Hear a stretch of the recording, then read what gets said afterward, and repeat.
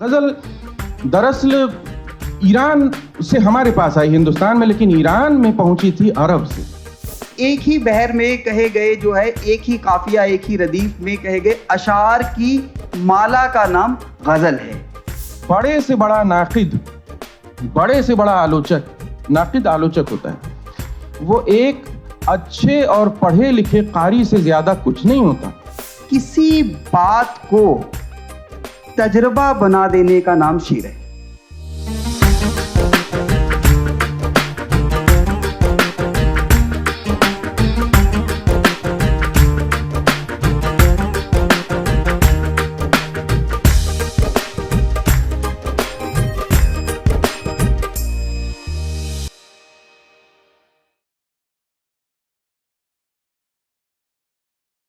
آداب آپ سبھی کو، آپ سب کا استقبال ہے بزم خیال میں ریختہ کی طرف سے آراستہ اس محفل میں. مشاعروں میں نظامت کی یہ جو روایت ہے اردو شاعری میں، اس کا ایک بڑا فائدہ ہوا ہے ہم سب کو کہ جب کوئی آپ کا تعارف کرا دے، کوئی بڑا آدمی خاص طور سے آپ کا تعارف کرا دے تو آپ اپنے بارے میں جھوٹ بولنے سے بچ جاتے ہیں. تو ہم سب جو ہے یہ اس سے بڑا فیض اٹھاتے ہیں. تو بہرحال مہندر ثانی ہمارے ساتھ چنڈی گڑھ سے، بہت ہماری پیڑھی کے، ہماری نسل کے بہت معتبر نام ہیں، اور میں لکھنؤ سے ابھیشیک.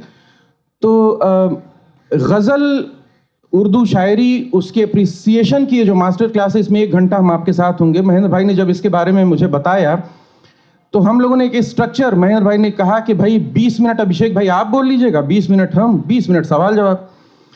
تو مجھے فوراً خاں صاحب بڑے غلام علی خاں کا ایک واقعہ یاد آیا کلکتہ کا، کہ ایک بار پنڈت نہرو کلکتہ میں تھے تو انہوں نے فون کیا خاں صاحب کو کہ خاں صاحب ہم لوگ آپ کو سننا چاہتے ہیں، 1 گھنٹے کا وقت ہے اور آپ آ جائیں، سن لیں گے. تو خاں صاحب نے کہا کہ ایسا کرتے ہیں کہ پنڈت جی اس کو آگے بڑھا لیتے ہیں، آگے کر لیں گے کبھی. تو انہوں نے کہا کہ ایسا کیوں کہہ رہے ہیں آپ، کوئی خاص مصروفیت؟ تو انہوں نے کہا نہیں، 1 گھنٹے میں تو ہم لوگوں کا گلا گرم ہوتا ہے. تو مسئلہ یہ ہے کہ 20-20 منٹ ہم لوگوں کے لیے، لیکن بہرحال ہماری کوشش یہ رہے گی کہ جو غزل کا سفر ہے، یہ جو اس کے بارے میں ہم جان سکیں، اچھے شعر کو کیسے پہچانا جا سکتا ہے، ان کے بیچ میں کیا رشتے ہوتے ہیں، الفاظ اور معنی کے بیچ میں کیا رشتے ہوتے ہیں، انہیں ہم سمجھ سکیں، اس پر ایک سیر حاصل ہم گفتگو کر سکیں اس وقفے میں. تو میں چاہتا ہوں، بلکہ میں آپ کو ایک مختصر تھوڑا سا ایک تعارف غزل کا. غزل دراصل ایران سے ہمارے پاس آئی ہندوستان میں، لیکن ایران میں پہنچی تھی عرب سے. اور عرب میں غزل نہیں کہی جاتی تھی. غزل قصیدہ ایک صنف ہے، آپ سب جانتے ہوں گے. قصیدہ آپ نے سنا ہوگا، کہتے ہیں کہ کسی کی شان میں قصیدے کہنا. تو قصیدہ جو ہے ہندی میں پرشنسا کاویہ کو کہتے ہیں، کہ کسی کے لیے بہت بڑھا چڑھا کے کوئی بات آپ کہہ رہے ہوں تو قصیدہ ہے. قصیدے کے بھی مرثیے کی طرح کچھ حصے ہوتے ہیں. اس میں ایک پہلا حصہ جسے ہم تشبیب کہتے ہیں، اس سے جو ہے غزل نکالی گئی. تشبیب، شباب لفظ اگر آپ نے سنا ہو، اسی سے تشبیب ہے. اس میں آپ جو محبوب ہے اس کے بارے میں، اس کے سراپا، وہ کیسا دکھتا ہے، سندر ہے، کیا ہے اس کی خاصیت، وہ سب بیان کرتے ہیں. تو غزل وہاں سے برآمد کر لی گئی اور وہ ایران میں آئی. مزیدار بات یہ ہے کہ ردیف بھی جو ہے وہ ایرانیوں کی، فارسی جو ہے وہ لوگ ردیف کا استعمال کرتے تھے. ردیف کیا ہے وہ بھی مہندر بھائی بتائیں گے ہمیں. ایران سے 8ویں صدی میں وہاں غزل جو ہے، رودکی سمرقندی نام کا ایک شخص تھا، اس نے غزل کہنا چالو کیا. اور بہت بڑے بڑے لوگ، ہم غزل کے اتہاس پر بہت نہیں جائیں گے، اس لیے میں ایک سرسری آپ کو کیول ایک پکچر دے رہا ہوں. بہت بڑے بڑے شاعر پیدا ہوئے غزل کے، رودکی، رومی، حافظ، اس طرح کے بہت بڑے بڑے نام آپ پائیں گے. بلکہ میں کہتا ہوں کہ شیراز ایک اکیلا ایسا شہر ہے جس پر ساری دنیا رشک کر سکتی، کیول شیراز. وہاں خواجہ حافظ شیرازی جیسا شخص ہوا، وہاں سعدی شیرازی جیسا آدمی ہوا، وہاں عرفی شیرازی جیسا شخص ہوا. اور پھر ظاہر ہے اس کے بعد ہندوستان میں جب غزل آتی ہے تو آپ امیر خسرو کو تو جانتے ہیں کم سے کم، اور اس کے بعد ایک پورا سلسلہ ہمارے ہاں آپ کو دکھائی پڑے گا. تو دکن میں، دکشن میں بہت اچھی شاعری ہوئی، بہت بڑے بڑے لوگ ہوئے، سراج اور ولی جیسے لوگ ہمارے بیچ ہوئے. ان کی شاعری سے ابھی ہم دھیرے دھیرے پریچت ہوں گے، ان پر باتیں کریں گے ہم. اور پھر ہمارے پاس جو اردو شاعری ہے آج، جس سے ہمارا چراغ جلا ہے، جسے ہم میر تقی میر کے بعد کی شاعری کہتے ہیں، جو ہماری ڈائلیکٹ، ہماری جو زبان ڈیولپ ہوئی ہے، اس کے بارے میں بھی ہم بات کریں گے. لیکن یہ جو کرافٹ ہے، غزل کا جو سٹرکچر ہے، جو پیرایا ہے، وہ کیا ہے، اس پر میں بات کرنے کے لیے میں چاہتا ہوں کہ مہیندر بھائی آپ جو اس کا سٹرکچر ہے کہ غزل کسے کہتے ہیں، غزل کے جو پارٹس ہیں، اگر کوئی جاننا چاہے کہ بھائی قافیہ کیا ہے، ردیف کیا ہے، مطلع کیا ہے، مقطع کیا ہے، یا غزل میں جو چیزیں ہیں ان میں کیا غیر ضروری ہے، کیا ضروری ہے، ان پر تھوڑا سا آپ ان ساتھیوں کو بتائیں، اور تب ہم لوگ اس مرحلے پر پہنچیں گے جہاں سے ہم اپریسیشن کی بات ٹھوس طور سے یہاں پر کر سکیں گے. مہندر ثانی پلیز. بہت بہت شکریہ آپ سبھی کو، آداب و سلام اور استقبال ہے آپ کا اس بزم خیال میں، اور بہت بہت شکریہ شارق اکیل صاحب اور ابھیشیک شکلا جو آپ نے ان کی گفتگو سنی، اور شاعری اگر کبھی سننے کا موقع یا پڑھنے کا موقع ملے گا تو ضرور آپ اس کا بھی تجربہ کریں. جیسا کہ بہت بیسک سی باتیں اور بہت تھوڑے سے میں سمیٹنے کی کوشش ہوگی، اور امید کرتا ہوں کہ یہاں پر کچھ ایسے بھی لوگ ہوں گے جنہوں نے ابھی بالکل جسے کہتے ہیں کہ ابھی غزل کی طرف جڑے ہیں، غزل سے جڑے ہیں یا غزل کہنے کی کوشش میں ہیں، اور بہت سے لوگ ایسے بھی ہوں گے جو غزل کو ابھی پڑھنا شروع کیا ہے یا سننا شروع کیا ہے. تو لیکن کئی بار ہوتا ہے کہ کچھ چیزیں ذرا سٹرکچر نہیں سمجھ آتا کہ یہ کیا چیز ہے، کیسے یہ دکھائی دے رہی ہے، اس کا رنگ روپ، اس کا چہرہ مورا کیا ہے. تو تھوڑی سی کچھ اسی پر جو ہے باتیں کریں گے. جیسا کہ ابھیشیک بھائی نے بتایا تھا کہ تشبیب لفظ سے شباب لفظ جو ہے اس کی جڑت ہے، اور عام طور پہ جیسے کہا جاتا ہے کہ غزل جو ہے وہ عورت کی گفتگو، عورت سے باتیں کرنا یا عورتوں کی باتیں کرنا، تو شاید وہیں سے کچھ یہ بات چل نکلی ہوگی کہ اس طرح سے ہے. لیکن یہ تو ہی ایک طرح کی اس کی ایک نیچرل، ایک اس کی نیچر کی بات ہوئی. لیکن غزل کا جو سٹرکچر ہے، اس کا چہرہ مہرا ہے، اس کو اگر ہم پریبھاشت کرنے کی کوشش کریں تو وہ کیا ہے. تو آپ دیکھیں گے کہ غزل میں اگر آپ سب کی اجازت ہو تو ایک غزل کے مادھیم سے جو ہے یہ بات اور واضح کرنا چاہوں گا. بشیر بدر صاحب کی ایک بڑی مشہور زمانہ غزل ہے کہ ہمارا دل سویرے کا سنہرا جام ہو جائے، ہمارا دل سویرے کا سنہرا جام ہو جائے، چراغوں کی طرح آنکھیں جلیں جب شام ہو جائے. اور پھر اس کے بعد ایک شعر دیکھیں کہ عجب حالات تھے یوں دل کا سودا ہو گیا آخر، محبت کی حویلی جس طرح نیلام ہو جائے. تو آپ دیکھ سکتے ہیں کہ پھر اگر بہت اسی غزل کا ایک بڑا مشہور شعر کی کہ اجالے اپنی یادوں کے ہمارے ساتھ رہنے دو، نہ جانے کس گلی میں زندگی کی شام ہو جائے.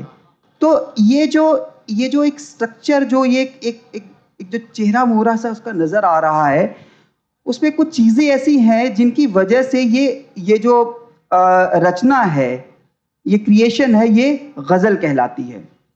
تو سب سے پہلے جو غزل کی اگر میں اسے پریبھاشا کے طور پہ کہوں کہ ایک ہی بحر میں کہے گئے ہم قافیہ اور ہم ردیف. اب قافیہ اور ردیف کے بارے میں بات کریں گے کہ ایک ہی بحر میں کہے گئے جو ہے، ایک ہی قافیہ ایک ہی ردیف میں کہے گئے اشعار کی مالا کا نام غزل ہے. اور اب دیکھیں کہ پہلا شعر آپ نے جیسے اس غزل میں سنا کہ ہمارا دل سویرے کا سنہرا جام ہو جائے، چراغوں کی طرح آنکھیں جلیں جب شام ہو جائے. تو یہ جو اس میں جام اور شام کی ایک تکرار ہے، ایک رائمنگ سی کریٹ ہو رہی ہے. تو جو پہلا شعر ہے جس میں دونوں مصروں میں یہ تکرار آپ کو نظر آئے گی، اسے کہتے ہیں مطلع. اور پھر اس کے بعد جو ہے بعد کے جو شعر ہیں کہ عجب حالات تھے یوں دل کا سودا ہو گیا آخر، محبت کی حویلی جس طرح نیلام ہو جائے. تو آگے چل کے آپ دیکھیں گے کہ جو شعر ہے اس کے دوسرے مصرے میں جو ہے وہ رائم جو ہے وہ نبھائی جا رہی ہے کہ شام اور جام اور پھر اس کے بعد نیلام. اگر یہاں پر وہ انسان ہو جائے یا اسی طرح سے بیکار ہو جائے، کچھ اور کہہ دے، تو آپ دیکھیں گے کہ وہ رائم ٹوٹ گئی ہے. تو یہ جو رائم ہے، یہ جو تک بندی ہے، اسی کا نام ہے قافیہ. تو یہاں پر یہ جو جام، شام اور نیلام، یہ اس کا قافیہ ہے غزل کا. اور آپ نے دیکھا ہوگا کہ مطلع میں بھی اور یہ آگے کے شعروں میں بھی. تو ایک ایسی چیز ہے جو ریپیٹ ہوتی جا رہی ہے اور چینج نہیں ہو رہی ہے, جیسے کہ ہو جائے اور ہو جائے. یہ اس غزل کی ردیف ہے. تو ردیف قافیہ کے بعد, یعنی قافیہ کے بعد اور سب سے آخر میں شعروں کے آنے والے لفظ یا لفظوں کے سموہ, شبدوں کے سموہ کا نام ہے, جو کہ پوری غزل میں بدلیں گے نہیں, بالکل بھی نہیں بدلیں گے. تو یہ ہماری جو ہے اسے کہتے ہیں ردیف. تو کیا ہوا کہ ایک ہی طرح کا قافیہ اس غزل کو باندھے گا اور ایک ہی طرح کی ردیف جو ہے اس غزل کو باندھے گی. تو یہ ہوا ہم قافیہ اور ہم ردیف ہونا. اور بحر جو ہے وہ اس کا میٹر ہے جو اس کے اندر چل رہا ہے. ہم لوگوں کو باہر سے ویسے نظر نہیں آئے گا, لیکن جب سنیں گے تو اس میں محسوس ہوگا اور وہ صاف صاف سمجھ آئے گا. تو اس پر بعد میں, خیر یہ تو ہمارے اس میں موضوع میں بھی نہیں ہے. اور اس کے بعد جو ہے آپ لوگوں نے سنا ہوگا کہ غزل میں ایک مطلب شاعر اپنے پین نیم کا, جسے تخلص کہتے ہیں, اس کا استعمال کرتا ہے. تو جیسے کہ عشق نے غالب نکما کر دیا, ورنہ ہم بھی آدمی تھے کام کے.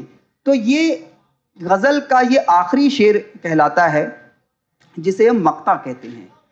مقطع جسے ہم اینڈنگ بھی کہہ سکتے ہیں, اینڈ پارٹ بھی کہہ سکتے ہیں, اور اس کی کوئی قید نہیں ہے کہ آپ کو مقطع کہنا ہی کہنا ہے, کہہ بھی سکتا ہے اور نہیں بھی کہہ سکتا ہے. تو خیر ہم نے دیکھا کہ مطلع سے لے کر مقطع تک اشعار کی مالا کا نام جو ہے وہ غزل ہے. اور ایک اس کی سب سے خوبی جو ہے وہ غزل میں ایسے بہت سے ہماری نظمیں ہوئی ہیں جہاں پر اس سٹرکچر میں بھی اپنی بات کہی جاتی ہے, لیکن ہم اسے پھر بھی نظم کہتے ہیں. پر غزل کی جو خوبی ہے کہ اس کا ہر ایک شعر وہ ایک اکائی ہے, وہ اپنے آپ میں ایک کمپلیٹ نظم ہے. یعنی آپ اسے کہیں سے اٹھا کر غزل کا کوئی بھی شعر کسی کو سنا دیجئے تو کوئی یہ نہیں کہے گا کہ یہ آپ نے مجھے کون سی بات سنائی ہے. تو یہ اس کی غزل کی سب سے بڑی خوبی ہے کہ ایک قافیہ ردیف میں بندھے ہونے کے باوجود اس کا ہر شعر جو ہے وہ آزاد ہے اور ایک اکائی ہے. تو یہ ایک موٹے موٹے طور سے جو غزل کا ایک جو اوپری سٹرکچر ہے, اس کی سرچنا ہے, یا ہم اس کی شکل اور اس کا چہرہ مورا ہم اس کو کہہ سکتے ہیں. باقی میں سمجھتا ہوں کہ یہ باتیں تو بیچ بیچ میں چلتی رہیں گی, اور کچھ باتیں جو ہم تھوڑا سا اور آگے چلتے ہیں کہ غزل یعنی پوئٹری اپریسیشن کی بات کرتے ہیں, کچھ شعروں کے حوالے سے زبان کے بارے میں بات, ایک لفظ کا جو ایک استعمال ہے, ایک لفظ کے کیا امکان ہو سکتے ہیں, یعنی اس کی کیا سمبھاونا ہو سکتی ہے. اور میں سمجھتا ہوں کہ غزل کی جو آرٹ ہے وہ اسی کا ہے کہ اس میں ہم الفاظ یا شبدوں کے جو ہیں اس کی سمبھاونا تلاش کر رہے ہوتے ہیں. اس پر اور آگے جو ہے ابھیشیک شکلا جو ہے وہ بات کریں گے. غزل کے ساتھ ایک مسئلہ یہ ہوا ہمارے ہاں کہ بہت بڑے شعراء نے بھی ایک زمانے میں اس کو اپنے ٹارگٹ پہ رکھا, لیکن اس کی مقبولیت جو رہی, اس کی جو شہرت رہی, اس پر کبھی کوئی آنچ نہیں آئی. مزیدار بات یہ ہے کہ ایران میں بھی, جہاں اس کی سب سے زیادہ ایک زمانے میں شہرت تھی, وہاں بھی غزل ختم ہوئی. لیکن ہندوستان میں جو اس کا جلوہ تھا وہ آج بھی برقرار ہے, اور ظاہر ہے ہم سب غزل کے چاہنے والے ہیں. بلکہ کلیم الدین احمد نام کے ایک بہت بڑے ناقد ہوئے, بہت بڑے آلوچک ہوئے, ابھی ہم بات کریں گے اس پر بھی, آلوچنا پر بھی آئیں گے. کلیم الدین احمد صاحب نے ایک بات کہی کہ غزل جو ہے وہ نیم وحشی, جسے ہندی میں اگر آپ کہیں تو اردھ وکشپت کاویہ ودھا ہے, صنف سخن ہے, مطلب نیم وحشی اردھ وکشپت کاویہ ودھا ہے. یہ ایسی چیز ہے کہ بھائی ایک شعر کا دوسرے سے کوئی ربط بنتا ہی نہیں. ایک میں آپ بات کر رہے ہیں کہ آپ محبوب کے ساتھ ہیں, دوسرے دن پتہ چلا آپ لندن میں, تو یہ کیسے آدمی جوڑے گا؟ ایک خیال سے دوسرا خیال ملے گا نہیں. لیکن مزیدار بات کیا ہے, اب آپ کلیم الدین احمد صاحب کو جب آپ پڑھیں گے آگے کہ وہ کیا کہتے ہیں آلوچنا میں, تو ابھی مہندر بھائی نے ایک شعر یہاں پر کوٹ کیا تھا کہ عشق نے غالب نکما کر دیا, ورنہ ہم بھی آدمی تھے کام کے. اب آپ اس شعر کو جب سنتے ہیں تو جو کچھ بھی آپ نے آج تک اپنی زندگی میں حاصل کیا ہے, اپنے علم سے, اپنی جہاں بھی آپ کام کرتے ہیں اس سے, آپ سمجھ جائیں گے کہ اس میں بتانے کی ضرورت نہیں کہ کون سے کام کے آدمی تھے. لیکن کلیم الدین احمد صاحب کہتے ہیں بتائیے غالب کا شعر تو محمل ہے, یہ تو بتا ہی نہیں رہا کہ کس کام کے آدمی تھے. اور وہی کلیم الدین احمد صاحب کہہ رہے ہیں کہ غزل نیم وحشی صنف سخن ہے. تو آپ ان کی آلوچنا کو کس طرح لیں گے اور کس طرح نہیں لیں گے یہ ظاہر ہے، میں آپ سب پہ چھوڑتا ہوں۔ مزیدار بات کیا ہے، ترقی پسند تحریک جب آئی، فیض اور ساحر اور جانثار سب بڑے لوگ تھے، انہوں نے بھی ایک زمانے میں اس کو ٹارگٹ پہ رکھا اور کہا کہ بھائی یہ جو غزل ہے یہ ایک ایلیٹ کلاس کا معاملہ ہے، یہ سرمایہ داری کی چیزیں ہیں اور یہ عام لوگوں کے لیے نہیں۔ لیکن جب انہوں نے بھی غزل کہی تو کیسی غزلیں کہی ہیں یہ آپ کتابوں میں پڑھیں، سنیں اور دیکھیں کہ غزل کہاں کیا چیز رہی ہے۔ تو اب بات یہ ہے کہ غزل کو اشعار، اس کی جمع ہے، اس کا پلورل ہے اشعار۔ جب ہم شعر کہتے ہیں، شعر کا پلورل ہے اشعار، اسے سمجھا کیسے جائے؟ سب سے اہم بات میں نے جو اپنے استاد سے سیکھی تھی وہ یہ کہ جتنے لوگ اس ہال میں موجود ہیں وہ چاہے جہاں سے آتے ہوں، ان کا بیک گراؤنڈ چاہے جو ہو، کتنی بھی انگریزی انہوں نے پڑھی ہو، کوئی روڈ ویز میں ہو، کہیں بھی کام کرتا ہو، پہلی بات تو یہ کہ کوئی بھی شعر وہ سمجھ سکتا ہے اور وہ تمام تجربہ جو اس نے اپنے کام کرنے کی جگہ سے اکٹھا کیا ہے وہ لے کے آئے غزل تک، وہ لے کے آئے شعر تک، وہ اپلائی کرے، اس کے بعد وہ زبان تک آئے۔ زبان کی قید ٹوٹے گی، وہ پڑھنے سے ٹوٹتی ہے، پہلی بات تو یہ ہے۔ دوسری بات یہ، جو مجھ سے پہلے ہمارے بزرگ احمد مشتاق کہہ گئے ہیں، احمد مشتاق کا شعر ہے کہ دل گدازو لب خشک و چشم تر کے بغیر، دل گدازو لب خشک و چشم تر کے بغیر، یہ علم و فضل، یہ دانشوری نہیں کوئی شے۔ مطلب آپ یہ سمجھیں کہ آپ کا دل اگر نرم نہیں ہے، لب خشک نہیں ہے اور آنکھیں تر نہیں ہیں تو یہ علم و فضل، یہ دانشوری، ان چیزوں کا کوئی مطلب نہیں ہے۔ تو بہرحال انسان ہونا شرط ہے، چیزوں کو محسوس کرنا شرط ہے، معاشرے کو دیکھنا شرط ہے اور تجربے حاصل کرنا بنیادی شرط ہے۔ اب یہاں سے ہم وہ باتیں کریں گے جو ہم نے اپنے بزرگوں سے، اپنی کتابوں سے سیکھی ہیں اور جو غزل کو سمجھنے میں کام آئیں گی۔ یہاں سے ایک نقطۂ رخصت آپ سمجھ سکتے ہیں۔ بہرحال میں فرحت احساس صاحب کا ایک شعر آپ کے سامنے رکھتا ہوں۔ سب سے پہلے، یہ دل دنیا سے باز آنے لگا ہے، یہ دل دنیا سے باز آنے لگا ہے کہ اب سینے میں راز آنے لگا ہے۔ واہ واہ واہ، سمپل سا سادہ سا شعر ہے، اس میں کہیں کچھ نہیں ہے۔ یہ دل دنیا سے باز آنے لگا ہے کہ اب سینے میں راز آنے لگا ہے۔ لیکن آپ تھوڑا پہلے جائیں، تھوڑا کیا لگ بھگ 300 سال پہلے چلے جائیں۔ ولی دکنی نام کا ایک شاعر ہوا ہے، وہ دلی گھوم گیا ہے، تب ریختہ نہیں ہوتا تھا لیکن یہاں سے وہ گیا ہے نکل کے، اور وہ آدمی ایک شعر کہہ رہا ہے کہ ولی اس گوہر کان حیا کی کیا کہوں خوبی، ولی اس گوہر کان حیا، کان کہتے ہیں خان کو، جیسے ہیروں کی خان ہوتی ہے ویسے ہی کوئلے کی بھی ہوتی ہے، لیکن یہاں آپ ہیرا سمجھ لیجیے، گوہر لفظ جو ہے آپ قیمتی پتھر کے طور پر سمجھیں کہ ولی اس گوہر کان حیا کی کیا کہوں خوبی، میرے گھر اس طرح آتا ہے جوں سینے میں راز آوے۔ واہ واہ واہ، اب جوں سینے میں راز آوے، اب یہاں جو راز آ رہا ہے وہاں آپ دیکھیں، آپ یہ تشبیہ دیکھیں یہاں پر کہ راز جو ہے اس طرح سینے میں آ رہا ہے جیسے محبوب آ رہا ہے۔ اور آپ اب فرحت صاحب کے شعر کو دیکھیں کہ یہ دل دنیا سے باز آنے لگا ہے کہ اب سینے میں راز آنے لگا ہے۔ وہ محبوب ہے جو اب سینے میں آ رہا ہے، تو دنیا سے مطلب کیا؟ دنیا سے دل اب باز آ رہا ہے۔ آپ شعر جب پڑھتے ہیں، جب آپ کا ادھین، آپ کا مطالعہ بڑھتا ہے تو آپ چیزوں کو ریلیٹ کرنے لگتے ہیں، آپ کو پتہ چلتا ہے کہ یہ کام، یہ لفظ اس طرح سے ہمارے پہلے استعمال ہوا ہے، تب آپ چوکنے ہو کے پڑھتے ہیں۔ آپ کو ایک مزیدار بات بتاؤں، بڑے سے بڑا ناقد، بڑے سے بڑا آلوچک، ناقد آلوچک ہوتا ہے، وہ ایک اچھے اور پڑھے لکھے قاری سے زیادہ کچھ نہیں ہوتا۔ آپ کو اس سے زیادہ کچھ نہیں کرنا ہے کہ آپ جو پڑھ رہے ہیں، جو بھی ٹیکسٹ آپ کے سامنے آ رہا ہے، چاہے وہ کوئی بزرگ، چاہے آپ خود، چاہے کوئی شبد کوش، کسی کی بھی مدد سے اس ٹیکسٹ کو اچھے سے سمجھنے کی، پڑھنے کی کوشش کریں، بس اتنا سا کام ہے۔ آپ کو ایک دوسرے شعر کی طرف لے چلتا ہوں۔ یہاں دیکھیں، یہاں بھی ولی اور فرد صاحب ملیں گے آپ کو۔ فرد صاحب کا ہی ایک شعر لے لیں، سامنے کا شعر ہے کہ یہ میرا کچھ نہ ہونا درج کر لو اگر مردم شماری ہو رہی ہے، جن گننا مردم شماری، یہ میرا کچھ نہ ہونا درج کر لو اگر مردم شماری ہو رہی۔ یہاں پر مردم جو ہے جن گننا میں جن، لوگ، آدمیوں کے سنس میں استعمال کیا، فرد صاحب آج کر رہے ہیں استعمال۔ ایک شعر دیکھیں آپ، ولی دکنی کا شعر ہے، میں پھر لے رہا ہوں، میں اس کے بعد یہ شعر سمجھ لیجئے اور کیا خوب شعر ہے اور کس طرح سے یہ کھلتا ہے آپ دیکھیں۔ ولی کہتے ہیں کہ نجا اکھیاں میں نہ جا آنکھیاں میں آ مجھ دل میں اے شوخ، نہ جا آنکھیاں میں آ مجھ دل میں اے شوخ، کہ نئی خلوت میں دل کی خوف مردم، کہ نئی خلوت کہتے ہیں اکیلے پن کو، ایکانت کو، کہ نئی خلوت میں دل کی خوف مردم، یعنی مردم اگر آپ یہاں پر سمجھیں تو جن بھی ہے، آدمی بھی ہے، انسان بھی ہے، ٹھیک ہے نا؟ اب آپ اس شعر کے دونوں مصروں کو اگل بغل رکھیں اور دیکھیں کہ آنکھوں میں نہ جاؤ، دل میں آؤ اے شوخ، اے چنچل، اے محبوب، تم آنکھوں میں نہیں میرے دل میں آؤ، کیونکہ دل کے ایکانت میں کسی بھی مردم کا خوف نہیں ہے۔ ایک تو سیدھا سا ارتھ آپ کو یہاں پر یہ مل جائے گا۔ مزیدار بات کیا ہے کہ یہاں پر جو مردم لفظ ہے، فرحت صاحب نے مردم لفظ جن کے آدمی کے سینس میں بالکل سیدھا استعمال کیا ہے، لیکن ولی جو کر رہا ہے، ولی نے یہاں پر ایک ٹیکنیک استعمال کی ہے، ہندی میں اس کو شلیش النکار کہتے ہیں ہندی والے، ایہام اس کو کہتے ہیں اردو والے۔ ایہام کا مطلب یہ ہوتا ہے کہ شاعر نے کسی شعر میں ایک ایسا لفظ رکھ دیا ہے کہ جس کے دو یا ادھک ارتھ نکل سکتے ہیں، کم سے کم دو ارتھ نکل رہے ہیں، اور شاعر نے دور والا جو دوسرا ارتھ ہے وہ مراد لے لیا۔ مزیدار بات کیا، ہم کو شاعر کے ارتھ سے کوئی لینا دینا نہیں ہے، یہ بات بھی دھیان رکھیے، ہمیں اپنے ارتھ سے مطلب ہے۔ یہ کیوں میں ابھی بتاؤں گا آپ کو، لیکن پہلے ولی کے شعر کو دیکھ لیں آپ۔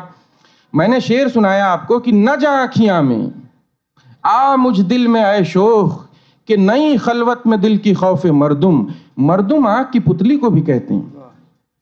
اب آپ سوچئے، کہہ رہا ہے کہ نہ جا آنکھیاں میں آ مجھ دل میں اے شوخ، کہ نئی خلوت میں دل کی خوف مردم، دل میں کوئی آنکھ کی پتلی نہیں، اگر تم آنکھ میں آ جاؤ گے تو وہاں ہم دونوں نہیں بچیں گے، وہاں ایک آنکھ کی پتلی بھی ہے جو تمہیں دیکھ لے گی، اور کوئی عاشق نہیں چاہتا کہ اس کے معشوق کو کوئی تیسرا دیکھے۔ تم سیدھے دل میں آؤ، آنکھوں میں جانے کی ضرورت نہیں۔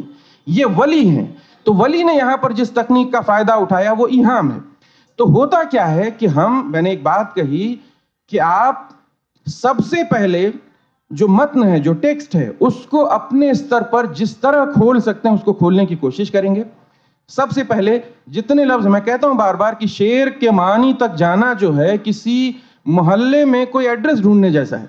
آپ نے ایک در پہ پہلے دستک دی، انہوں نے کہا بھائی وہاں سے بائیں مڑ جانا، وہ ادھر ملیں گے، پان کی دکان ہوگی، وہاں سے ادھر چلے جانا، وہاں پر ایک آدمی ملے گا، وہ بتا دے گا تمہیں گھر۔ لکھنؤ میں ایسا مشکل ہے، پرانے لکھنؤ میں، لیکن پھر بھی ایسے ہی گھر ڈھونڈتے ہیں ہم لوگ، ایسے ہی ملتا ہے۔ لیکن مزیدار بات کیا ہے کہ جہاں یہاں پر بھی معنی مل جائیں گے، کوئی ضروری نہیں، اس کی مثالیں بھی ہیں، لیکن پہلے یہ اس شعر کے بعد جیسے میں نے بتایا ایک شعر اور مہند بھائی، اس کے بعد میں آپ تک آ جاؤں گا۔ امداد علی بہر ناسخ کے شاگرد تھے، یہاں پر ایک شعر دیکھیے کیا زبردست ہے۔ ناسخ اردو شاعری کا لکھنؤ کا سب سے بڑا شاعر مانا جاتا، حالانکہ یاد وہ لکھنؤ آتش کے لیے کیا جائے گا، وہ ایک بات ہے، لیکن ناسخ نے زبان کی نوک پلک سنوارنے میں جو کام کیا ہے وہ ایک بہت اہم کام ہے۔ ناسخ کی تصویر آپ لوگ جا کر کے ضرور دیکھیے گا۔ ناسخ گنجے تھے، ان کے سر پہ بال نہیں تھا۔ میں کیوں بتا رہا ہوں، اس لیے کیونکہ لکھنؤ کی شاعری کو عموماً لوگ کہتے ہیں کہ یہ کنگھی چوٹی کی شاعری ہے، تو میں ان لوگوں سے کہتا ہوں کہ آپ نے ناسخ کو دیکھا ہی نہیں۔ اگر آپ نے ناسخ کی تصویر دیکھی ہوتی تو آپ یہ ہمت کرتے ہی نہیں کہ اسے کنگھی چوٹی کی شاعری کرتے، کیوں بھائی ناسخ کے سر پہ بال ہی نہیں تھے۔ تو بہرحال یہ باتیں اپنی جگہ، لیکن ناسخ کا ایک بہت اہم شاگرد امداد علی بہر، اس کا ایک شعر دیکھیے، اور شعر کیسے بنایا اس نے، اور شعر آپ کیسے سمجھیں گے، یہ بہت اہم ہے۔ بہر کے شعر سے آپ دیکھ لیں، اور زبان دیکھیے کس طرح کی استعمال کر رہا ہے۔ کہتا ہے کہ اگر آواگمن سچ ہے، آواگمن، اگر آواگمن سچ ہے تو پھر دونوں جنم لیں گے، اگر آواگمن سچ ہے تو پھر دونوں جنم لیں گے، سیاہ گوں زلف سانپوں میں، سیاہ گوں زلف یعنی وہ معشوق، زلف اسی کی سیاہ گوں ہو سکتی، ظاہر سی بات ہے کہ سیاہ گوں زلف سانپوں میں، دل پرداغ موروں میں، دل پرداغ جس پہ بہت سارے داغ ہوں، داغ یعنی جلنے کے نشان سے جو داغ بن جاتا ہے۔ اب آپ سوچیں اس شعر کو، پہلی بات تو امداد جو بہر ہیں وہ شعر کہہ رہا ہے، یہ نہیں مان رہا کہ آواگمن اسلام میں کوئی کانسیپٹ ہی نہیں، لیکن کہہ رہا ہے کہ اگر آواگمن سچ ہے تو پھر دونوں جنم لیں گے۔ کون کون؟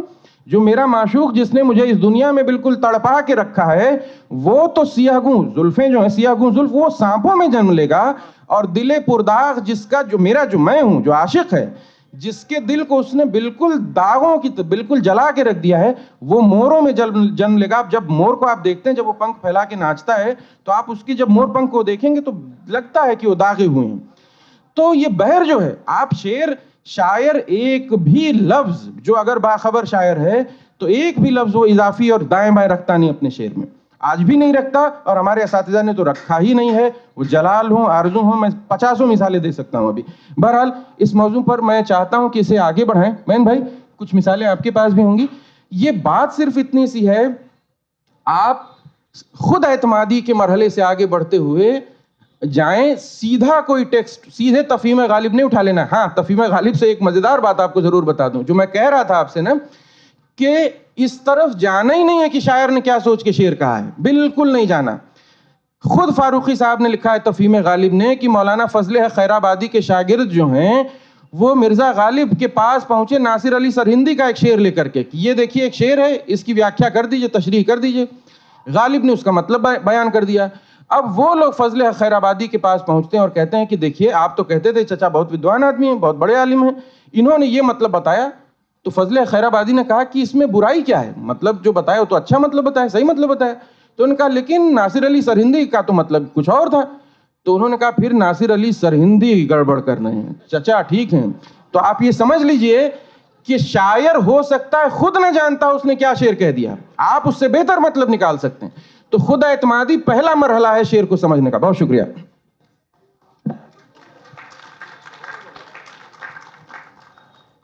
جیسے کہ آپ نے اب یہ گفتگو جو ہے سماعت فرمائی ہے, ہم نے اپنے اپنے حصے بانٹ رکھے تھے کہ میں غزل کے سٹرکچر اور شعر اور اس کی جو بنت ہے اس پر بات کروں گا, اور آپ جو ہے اس کی جو ہے آپ نے جو گفتگو ابھی سنی ہے. تو لوٹ کے واپس آتا ہوں, غزل کی بات جو کر رہا تھا میں, تو یہ تو بتا دیا کہ بھئی اشعار کی مالا کا نام جو ہے غزل ہے.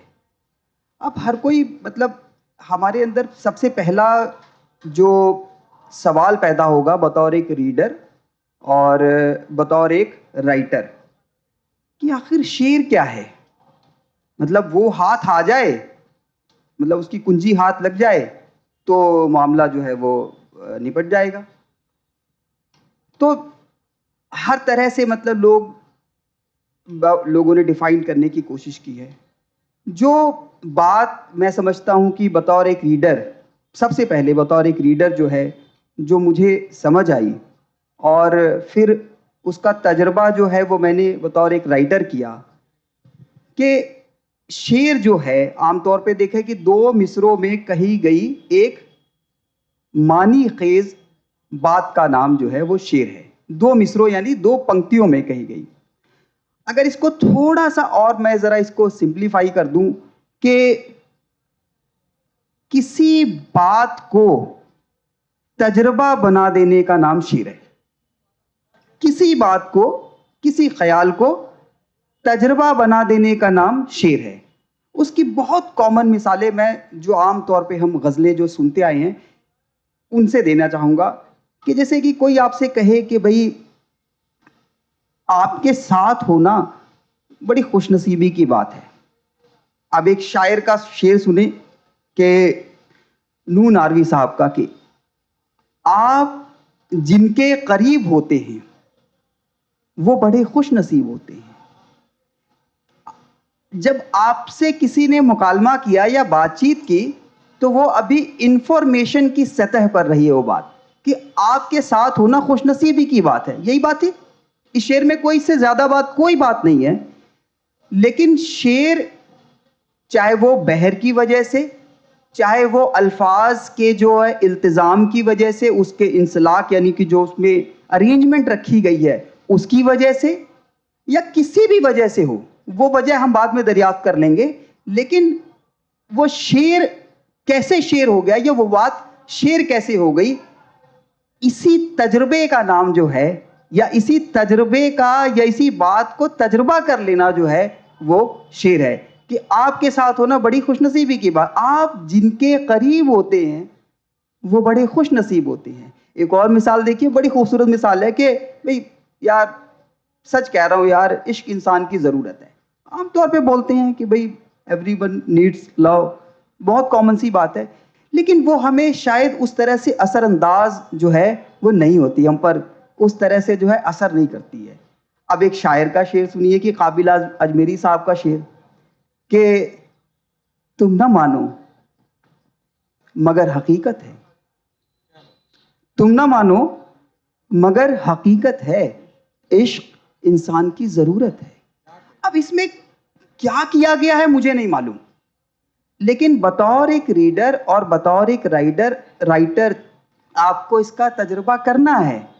اگر آپ اس سینسیبلٹی کو ڈیولپ کر پاتے ہیں، اور میں سمجھتا ہوں کہ شعر بھی وہی ہے اور شاعر بھی وہی ہے جو آپ کو ایک بات کو تجربے میں کنورٹ کر کے جو ہے وہ آپ کے سامنے لا دے. غالب، اب ایک شعر غالب کا مجھے یاد آتا ہے اسی ضمن میں کہ ہمارے ہاں جو بھارتیہ درشن ہے اس میں کہا ہے کہ ایشور جو ہے وہ وشو روپم ہے، مطلب سارا جو وشو جو وہ ہے وہ ایشور ہی ہے اور اسی کے اندر سب کچھ ہو رہا ہے اس کی سفیر میں. تو غالب کا شعر سنتے ہیں. اگر اسی بات کو کہیں تو ویدانت مان لیجئے کہ یہ جو سمست ہے یہ وشو روپم ہے. یہ انفارمیشن کے لیول پر یہ بات چلی گئی، کچھ سمجھ آئے گی کچھ نہیں آئے گی، یا کچھ اس کو کیسے ریسیو کریں گے وہ بات کی بات ہے. اب غالب کا شعر سنیے کہ جب کہ تجھ بن نہیں کوئی موجود، جب کہ تجھ بن نہیں کوئی موجود، پھر یہ ہنگامہ خدا کیا ہے. تو یہ پروسیس میں نہیں بتا سکتا کہ یہ پروسیس کیا ہے. یہ وہ بحر کی وجہ سے ہو رہا ہے یا شاعر نے جو الفاظ کا انسلاک رکھا ہے اس کی وجہ سے ہو رہا ہے یا کس وجہ سے ہو رہا ہے. لیکن جو محسوس ہوا کہ یہ شعر جب ایسے ریسیو ہونے لگ جائے تو سمجھیے کہ شعر پڑھ رہے ہیں اور شعر کہہ رہے ہیں. تو یہ جو ہے، اور مجھے لگتا ہے کہ کچھ باتیں جو ہیں وہ ابھیشیک بھائی جو ہے وہ اور کریں گے، پھر آپ لوگوں سے گفتگو جو ہے مطلب ایک مکالمہ جو ہے اس کے ساتھ کریں گے. ایک صاحب تھے مولوی مہیش پرساد، اگر آپ لوگوں نے نام سنا ہے ان کا، نہیں سنا ہے تو مولوی اور مہیش پرساد کچھ لوگوں کو عجیب لگے گا، لیکن مولوی ڈگری ہوا کرتی تھی جیسے آج آپ بی اے اور ایم اے پاتے ہیں. اور یہ ان کا کارنامہ ہے کہ غالب کے خطوط جو ہے انہوں نے سنکلت کیے، ان کو اکٹھا کیا. بہت بڑے آدمی تھے، عربی پڑھاتے تھے، بہت زبردست آدمی تھے. اب یہ جو بات کہہ رہے ہیں غالب کے حوالے سے مجھے دھیان آ گئی. شعر کو سمجھنے میں ہم بات یہی کہہ رہے ہیں نا، شعر کو سمجھا کیسے جائے. ناٹک آپ لوگ دیکھتے ہوں گے، تھیٹر کئی لوگوں نے دیکھا ہوگا. تھیٹر میں ایک چیز ہوتی ہے، اتنے بڑے آدمی بیٹھے ہیں تھیٹر کے میرے ساتھ سامنے، سانند جی اور سر ورن بھائی، آداب، آپ لوگ سن رہے ہیں، یہ سعادت ہے. تو بات یہ ہے کہ تھیٹر میں ہم لوگ ناٹک پڑھتے ہیں. میں نے کیا نہیں، ایک بار ناٹک کرنے کی کوشش کی تھی تو جو مجھے سکھا رہے تھے انہوں نے کہا کہ بیٹا تم کچھ بھی اور کر سکتے ہو، تم کچھ بھی اور کر سکتے ہو، بہت آگے جاؤ گے یہ کام. تو بہرحال بات یہ ہو رہی تھی کہ جب ہم ناٹک کر رہے تھے، ناٹک پڑھ رہے تھے، بہرحال تو کوئی مصرع ہوتا ہے جب ہم کوئی پنکتی پڑھ، جیسے مان لیجیے اس میں ہو کہ سویتا، یہ کہہ کے سویتا اٹھی، اتنا ہی لکھا ہے اس میں. لیکن آپ کو سوچنا ہوگا کہ سویتا اٹھی کیسے، یہ وہاں نہیں لکھا ہے.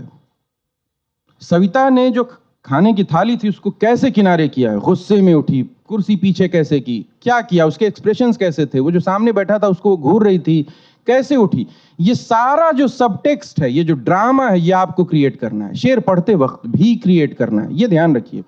میں جو بات جوڑنا چاہتا ہوں وہ یہ کہ شاعری جو ہے وہ پڑھتے وقت آپ یہ سوچیں کہ یہ میں سن رہا ہوں، یہ شعر کہا جا رہا ہے. غزل کہی جاتی، غزل لکھی نہیں جاتی.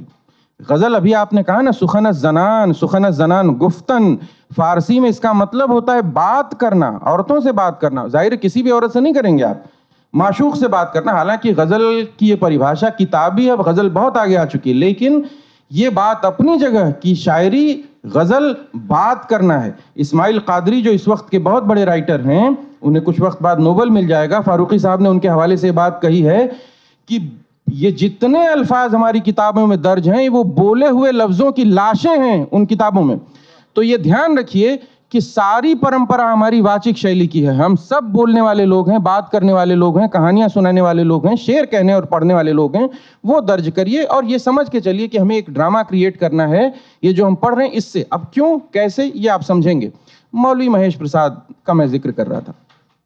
एक शेर सुन लीजिए गालिब का कि तुझसे तो कुछ कलाम नहीं लेकिन ऐ नदीम, नदीम दोस्त को कहते हैं, तुझसे तो कुछ कलाम नहीं लेकिन ऐ नदीम मेरा सलाम कहियो अगर नामा बर मिले. तुझसे तो कुछ कलाम नहीं, तुमसे कोई बात नहीं करनी, तुम तो ठीक है यार अपने रास्ते निकलो. तुझसे तो कुछ कलाम नहीं लेकिन ऐ नदीम मेरा सलाम कहियो अगर नामा बर मिले. नामा बर जो खत पहुंचाता है, जो संदेश वाहक है, उसे नामा बर कहते हैं. अब इस शेर को देखें, मौलवी महेश प्रसाद जो हैं, प्रसाद कहते हैं उर्दू में, मौलवी महेश प्रसाद, वो जो हैं उनको गालिब ने खुद बताया इस शेर का मतलब जरा देखिए क्या है. अब इसमें ड्रामा अगर आप नहीं क्रिएट करेंगे, मैं आपसे कह रहा था अभी थोड़ी देर पहले कि शेर के मानी तक जाना एड्रेस पूछने के जैसे है. लेकिन कई बार होता है कि आप पहुंचे लेकिन आपको पता चला कि ये आदमी तो यहाँ रहता नहीं है, था कभी यहाँ पर, तो आप सोचते हैं कि अच्छा ये है ऐसे. तो ये जो ड्रामा क्रिएट करना है वो अभी 2 मिसालों से मैं आपको कैसे कैसे करेंगे और कैसे आप बात पकड़ सकते हैं ये अभी समझ में आएगा. तुझसे तो कुछ कलाम नहीं लेकिन ऐ नदीम मेरा सलाम कहियो अगर नामा बर मिले. अब पूरा देखिए कैसे इसको आप समझेंगे. एक साहब थे, गालिब ने कहा कि मेरा महबूब जो है ना वो इतना खूबसूरत है कि जो उसको खत देने जाता है वो उसकी मोहब्बत में खुद पड़ जाता है. तो कोई जाता नहीं. तो एक इनके जो साथी थे उन्होंने कहा नहीं नहीं, मेरा जानने वाला एक डाकिया है, वो बहुत विश्वस्त आदमी है, वो दे देगा और तुम चिंता ना करो, तुम्हारा संदेश पहुंच जाएगा, तुम्हारा मैसेज उस तक पहुंच जाएगा, तुम्हें परेशान होने की जरूरत नहीं है, बहुत विश्वसनीय आदमी है. तो गालिब ने कहा कि नहीं पॉसिबल है यार, जाने दो, तुम क्यों उसको भी परेशान करोगे, वो भी चला जाएगा बेचारा. तो फिर भी इनके दोस्त ने कहा नहीं नहीं, वो है विश्वसनीय आदमी है, वो चला जाएगा. गालिब ने उसके कहने से खत जो है इरसाल कर दिया, दे दिया इनको साहब. अब ये साहब गए देने, इनका भी वही हाल हुआ. अब आप इस पूरी सिचुएशन पर गालिब का ये शेर देखिए कि तुझसे तो कुछ कलाम नहीं, मुझे तो पहले से ही पता था कि होना यही है कि तुझसे तो कुछ कलाम नहीं लेकिन ऐ नदीम मेरा सलाम कहियो अगर नामा बर मिले. वो मिल जाए अगर जो लेके गया था तो उससे मेरा सलाम कह देना कि ठीक है बहुत तुम. अब ये बात तो ठीक है, हमारी जो क्लासिकल परंपरा है, ट्रेडिशन आपने बहुत सुनी होगी, फरीद अयाज की आवाज में भी सुन लें, बहुतों ने गाया इस कंपोजिशन को कि बाजू बंद खुल खुल जाए, सांवरिया ने कैसा जादू डारा, बाजू बंद खुल खुल जाए. अगर आप सिर्फ अल्फाज से इसके मानी बरामद करने की कोशिश करेंगे तो यही होगा ना कि सांवरिया ने कोई जादू डाला है और जिससे मेरा बाजू बंद खुल जा रहा है. तो सारा फोकस आपका ये होगा कि उसने जादू ये डाला है कि ये खुल जाए ढीला होके, बस इतना आप समझ पाएंगे. लेकिन जब आप इसके पूरे पस मंजर को देखने की कोशिश करेंगे, जब आप एक ड्रामा क्रिएट करेंगे, भले आप राधा कृष्ण से ना जोड़ें, इसे जोड़ते हैं आपकी मर्जी, मैं वही कहता हूं कि क्या हकीकी क्या मजाजी का है, शुगल अच्छा है इश्क बाजी का, वो वली का मानने वाला हूं मैं.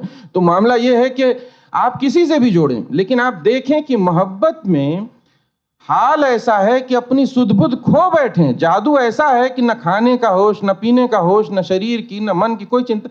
तो ये जो बाजूबंद है, अब हालत ऐसी हो रही है कि दिन ब दिन शरीर गलता जा रहा है और चाहे जितना कस के बांधे वो खुल रहा है बाजूबंद. तो ये सोचना आपका काम है, ये ड्रामा आपको क्रिएट करना है.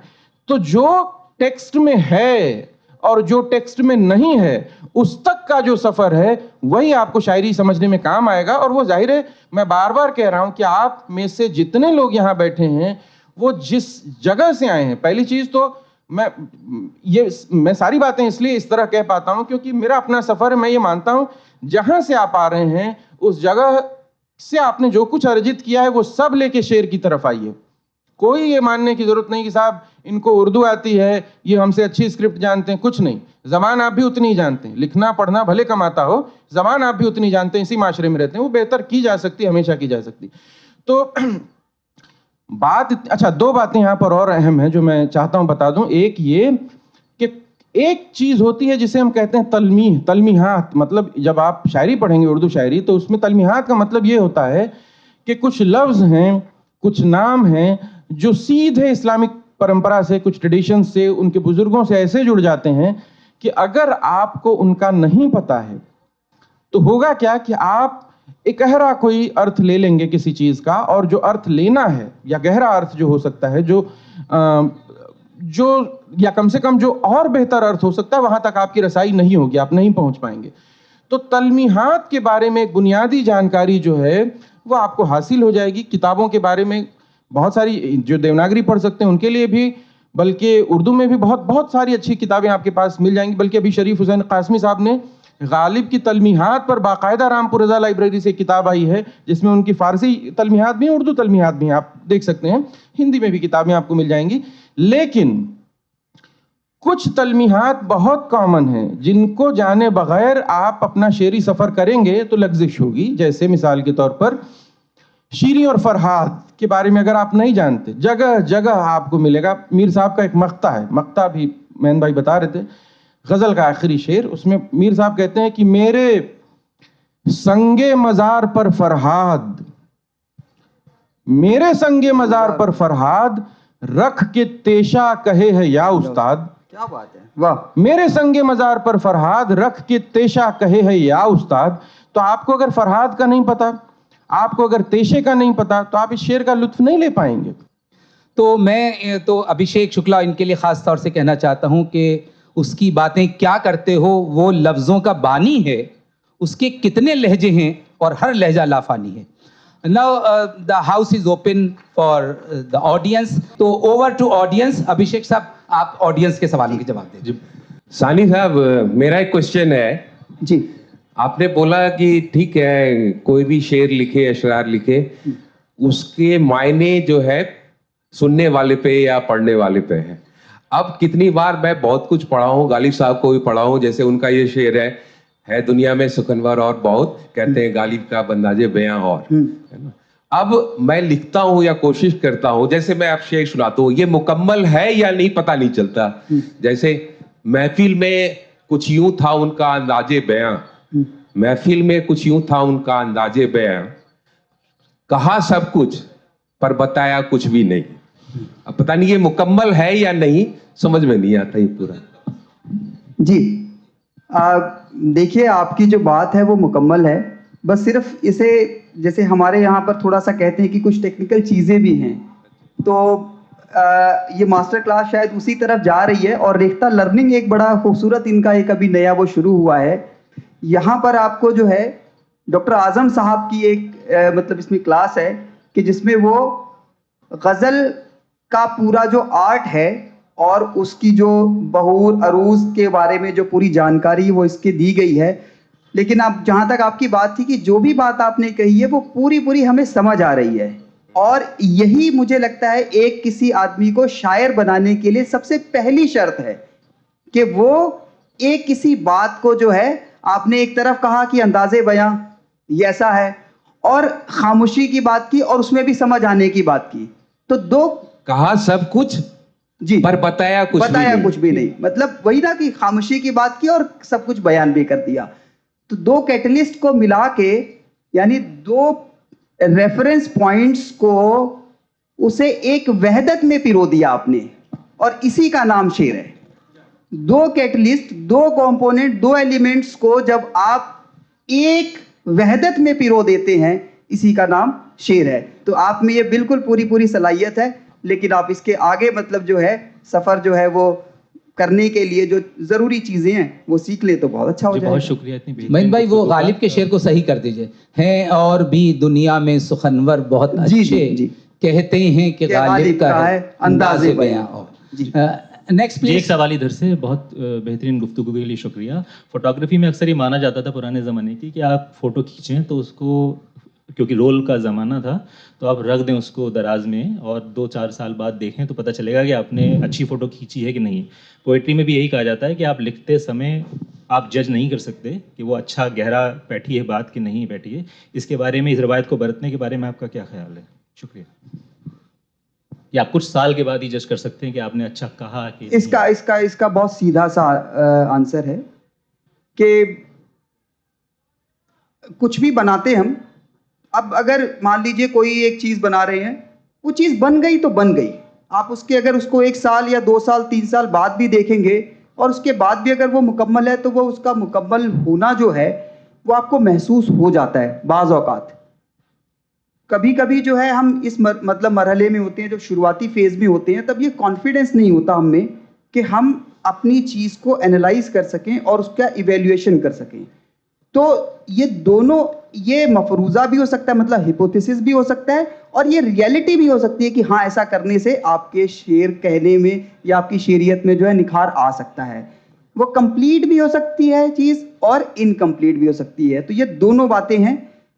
صرف اور صرف اس کی تصدیق کیسے کریں یہ ہی ایک مسئلہ ہے, یعنی کہ اس کو پرمانت کیسے کریں کہ یہ ٹھیک ہے. تو یا تو کسی استاد سے اس کو مطلب وہ کر لیا جائے, یا اپنے یار دوست جو آپ کے مطلب ساتھی جو جسے کہتے ہیں کہ لیکھک متر جو ہے ان کے ساتھ ایک وہ جو ہے ان کے ساتھ مکالمہ کر لیجئے, سنواد کر لیجئے, تو سولوشن ہو جائے گا. اس لمیٹڈ ٹائم میں جتنے سوال آ سکیں. اچھا یس پلیز, آپ کچھ پوچھ رہے ہیں, شارٹ میں پوچھیں. میں یہ پوچھنا چاہتا تھا, اکثر لوگ کہتے ہیں بھی دل ٹوٹتا ہے تو شاعری آتی ہے, تو میں کبھی کبھی سوچتا ہوں دل ٹوٹنے سے ہی اگر شاعری آتی تو سارے پتی پتنی مہان شاعر شاعرہ ہوتے.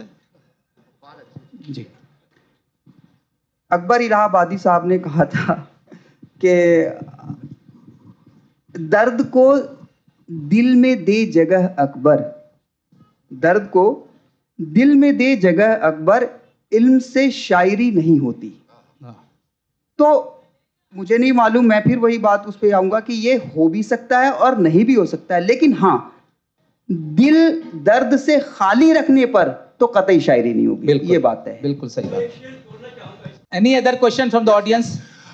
میرا سوال ابھیشیک بھیا سے ہے. ابھیشیک بھیا, مجھے یہ پوچھنا ہے کہ جیسے ابھی سیشن ہوا, ہم نے دنیا کی تمام بھاشاؤں میں شاعری ہوتی ہے, اردو میں تو خیر پاپولر ہو گئی ہے. عورتوں کے اوپر بہت شعر کہے گئے, مطلب شاعری ایک بڑا پورا ایک سلسلہ ہے جس میں عورتوں سے گفتگو کو غزل کہا جاتا ہے. پر میں اگر یہ جاننا چاہ رہا ہوں کہ عورتوں نے شاعری بہت زیادہ یا تو اردو ادب میں کی نہیں, اور اگر کی تو اتنا پاپولر نہیں ہوئی, یا پھر یہ بھی کہہ سکتے ہیں کہ اس مردانہ سماج نے انہیں وہ اجازت, انہیں وہ فریڈم دی نہیں. کیونکہ ابھی جیسے یہ سیشن چلا, آپ نے ولی صاحب کا ذکر کیا, غالب کا ذکر کیا, میر کا ذکر کیا, ایک بھی عورت کا ذکر نہیں آیا جو ایک مقبول شاعرہ ہو. مجھے جاننا ہے ایسا کیوں. یہ پہلی بات تو جو آپ کہہ رہے ہیں اس کے لیے میں شرمندہ ہوں. مطلب آپ کا سوال بہت مناسب سوال ہے. ہوئی ہیں شاعرہ, ایسی بات نہیں ہے کہ نہیں, لیکن ہماری سماج کی جو جکڑ بندیاں ہیں اس سے کوئی انکار ہم نہیں کر سکتے. شعر کہنے والے لوگ ہوئے ہیں, ایسا نہیں ہے.